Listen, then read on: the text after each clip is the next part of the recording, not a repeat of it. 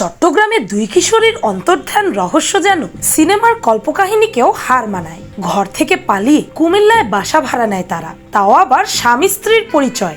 বেশভূষা পাল্টে পুরুষ সাজেন একজন। সবাইকে বোকা বানালেও শেষ রক্ষা হয়নি। মাত্র 1 মাস পরই র্যাবের হাতে ধরা পড়ে ফিরতে হলো বাড়িতে। 1 মাস ধরে পালিয়ে বেড়ানো দুই সহপাঠী তামান্না ও অর্পা বড়ুয়ার সন্ধান মেলে কুমিল্লার চান্দিনায়। কুমিল্লা থেকে উদ্ধারের পর দুইজনকেই চট্টগ্রামে নিয়ে আসে র্যাব, জানায় অন্তর্ধানের নৈপথ্য কাহিনী। সবেই এসএসসি পরীক্ষা দেওয়া এই দুই সহপাঠীর বাড়ি চট্টগ্রামের সীতাকুণ্ড উপজেলার কুমিরায়। দুজন দুজনের হরিহরাত্মা। তাদের দাবি, নিজেদের স্বপ্ন পূরণে গত 23শে নভেম্বর ঘর ছেড়েছিলেন। কুমিল্লা গিয়ে বাসা ভাড়া নেয়। মাথার চুল কেটে টুপি পাঞ্জাবি পরে পুরুষও সাজেন তামান্না।